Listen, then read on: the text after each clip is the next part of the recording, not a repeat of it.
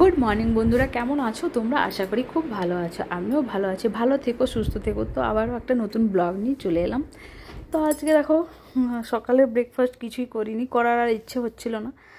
তাই আর কি এই যে ঢোকলা নিয়ে এসেছি। অনেক দিন থেকে ভাবছিলাম খাবো খাবো, আর এটাতে আছে গরম গরম গোলাপ জামুন। তো এই যে খাওয়া দাওয়া সব কিছু করে লাঞ্চ টাঞ্চ করে তোমাদের সাথে আর ক্লিপটা শেয়ার করতে পারলাম না।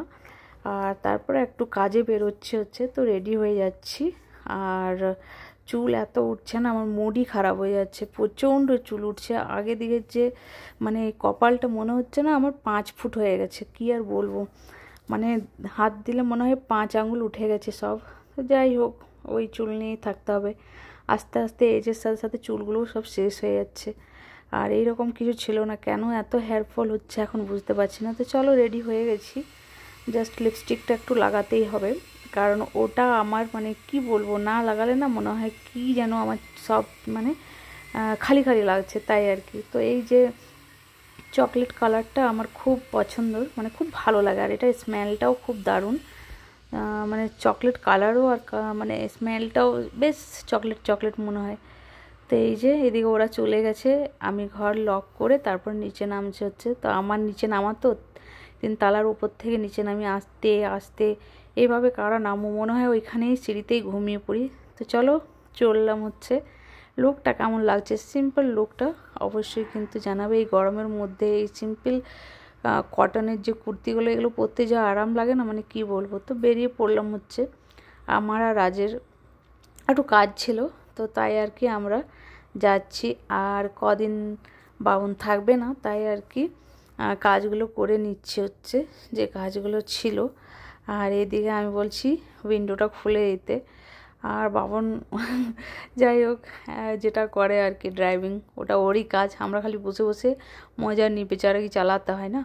তো আমার না গাড়ির মধ্যে গেলেই জানলাটা খুলে দিলে মানে খুব খুব ভালো লাগে, মানে খুব শান্তিতে যায়। আর যদি ভেতরে এসি চলে মনে হয় আমার দম আটকে যাচ্ছে। এরকম কাদের সাথে হয় অবশ্যই কিন্তু জানাবে। আমার সাথে কিন্তু এই প্রবলেমটা আছেই। তো এদিকে আমি এই যে বসে আছি, রাজকে বলি রাজ তুই আগে বসে যা, আমি পেছনে বসে যাবো। কারণ আমার না আগে বসলে একটাই প্রবলেম হয়, সিট বেল্ট এটা নিতে হয়, না হলে একটা আওয়াজ হয়। এই জন্য আমি বসি না। তো তাই যাই হোক, ও বসতে চায় না, বসে তুমি বসো। তো যাই হোক, আমি বসছি, ও পেছনে বসছে। আর ও নেমে গেছিলো, একটু কাজ ছিল ওর। আর আমি এদিকে বসে আছি, কারণ আগে যেয়ে ওকে নিয়ে নেবো, ওর কোন বন্ধুর সাথে দেখা করছিল। তো এই যে এদিকে আস্তে আস্তে আমরা হচ্ছে চললাম নিজের কর্মতে। সেটাই তোমাদের সাথে শেয়ার করছি।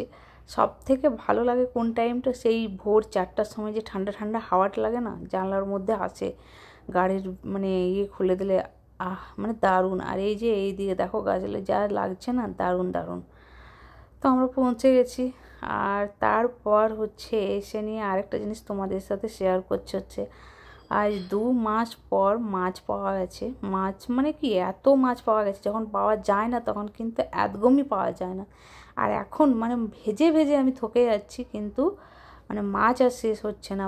4-5 কিলোর মতো মাছ আছে, কিন্তু হ্যাঁ মাছের খানিগুলো খুব বড় বড় হয়েছে। তো তার জন্য আর কি অত মানে অনেক বেশি আছে সেটা বোঝা যাচ্ছে না। দেখো পিসগুলো দেখলেই বুঝতে পারবে, একটা মোটামুটি 200 গ্রাম করে মানে হয়েছে যে ইয়েগুলো খানিগুলো। তো এগুলো ভাজতে যতটা খেতে আরাম, তার থেকে কিন্তু ভাজতে কষ্ট, তাই না? আর এই যে ফুটে আর চারিদিক যে ভর্তি হয়ে যায় তেলে, এটা কিন্তু খুব কষ্টের। 1 ঘন্টা মাছ ভাজার পর আবার 2 ঘন্টা সব কিছু কিন্তু পরিষ্কার করতে হবে। কিন্তু যাই খেতে তো ভালোই লাগে। এতদিন পর মাছ পাওয়া গেছে, খুব ভালো লাগছে। কারণ এইখানে জয়পুরে মাছ পাওয়া যায় না, আর যখন পাওয়া যায় তখন অনেকটা পাওয়া যায়, অনেক মাছ নিয়ে আসবে। তো এখানে তো মাছ পাওয়া যায় না, অনেক দূর থেকে কাউকে হয়তো আনতে বলেছিল। তো সে আবার কত মাছ এনেছে, 5 কিলো মাছ এনেছে। রাখবো আর কি খাবো আর কী করবো, আমি কোনো খুঁজে পাচ্ছি না এত মাছ।